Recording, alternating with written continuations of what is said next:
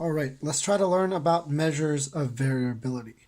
So first of all, measures of variability means how far, how spread out our data is. So for example, you have a set of data here where you have maybe 1 4, 3 5s, 5 6s, 6 7s, 2 8s, a 9, and a 13. So the question is, how spread out is this data?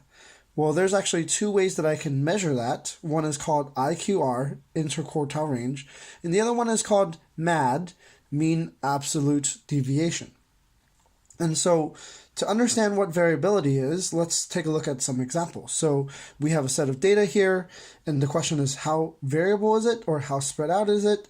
Well, let's think about what if it's not spread out. So for example, I have here another set of data that is just not spread out at all, where there is no variability. What would that look like? Well, if I have a bunch of 7s and they're all just exactly the same, then they're not really spread out. You can see on the dot plot that it's not really everywhere. It's only in one place. So we say that it's not spread out. It's not variable. On the other hand, what would it look like then if it's very spread out or if it's very variable? Well, over here, I have drawn out a dot plot that is more variable. It's not the most variable, but it's more variable because, well, instead of going from 4 to 13, it actually goes from 0 all the way to 17. So it's more spread out. You can also see that there's no bunches of numbers all kind of stuck together like this one or like this one. They're all kind of spread apart. So we would say that there's it's very spread out and that there's a very high variability.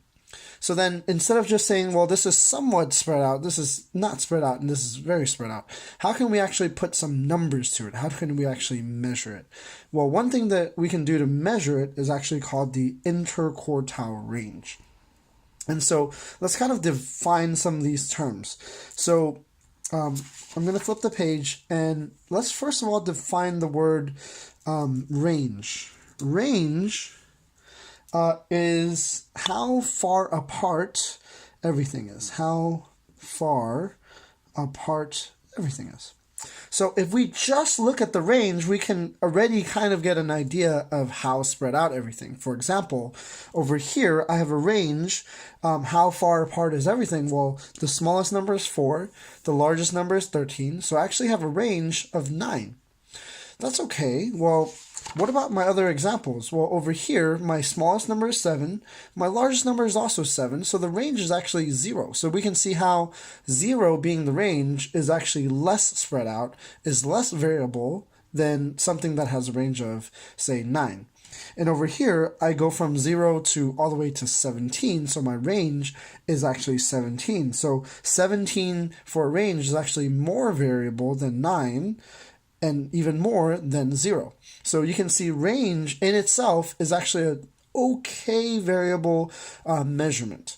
But a better measurement than range is actually interquartile range. And so the word inter actually means between. And so interquartile range is really how far apart is everything in between the quartiles. Well, then now we have to understand, well, what is quartile? So the word quartile has to do with the word quarter.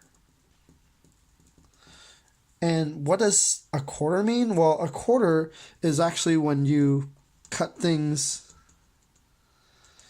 into 4 pieces. Okay, so let's kind of review how do we do that. So you can skip this part if you already know how to find the quartiles, but you can also just review with me. Before I can cut everything into 4 pieces, let's go ahead and just cut it into 2 pieces. So I'm going to try to cut it right in the middle so that I have a lower half and a larger half. In other words, I'm going to try to find the median. So just to review, to find the median, I have to start crossing out the numbers from the sides, and I'm going to work myself in so that I can find the middle. Then once I found the middle, I know what the smaller half is and what the larger half is. So I'm going to do that.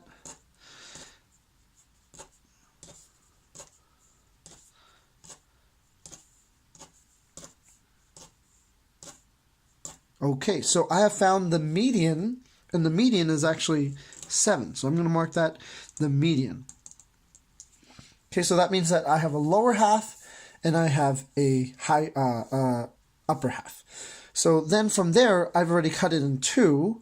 Well, okay, once I cut something in 2, how do I cut it in quarters? Well, I just have to make sort of another cut after that, right? So over here, I have to now find the middle of here so that I can make that other cut. So I'm going to disregard the median, and I'm going to start here at the very end and at this number. So I'm going to go and use a different color and go boom, cut these off. Okay, so I have now identified this middle. So now that I have made those cuts, I understand that this is actually my quartile. Because I've sort of made those 2 cuts, I have cut it into 4 pieces. And so this is my quartile 1, or you guys have been calling it Q1 in your classes. And now I have to do that for the same thing for the other ones. So I disregard the median and I go boom, boom. And then this is my Q3. Okay, so now that I have found the quartiles, how do I find how far apart they are in between the quartiles? Well, I kind of did that earlier when I was looking for the overall range, and I did 4 and 13. How far apart are they? Well, I said there was 9 apart. Well, I figured that out because I subtracted them. And so therefore, I just have to do the same thing over here and I have to subtract these 2 numbers. But the tricky thing is, well, do I subtract Q1 minus Q3, or is the formula Q3 minus Q1? Well, the formula is actually IQR equals to Q3 minus Q1. And if at this point you're like, I don't want to memorize that, I don't know if I can memorize that, that is totally okay.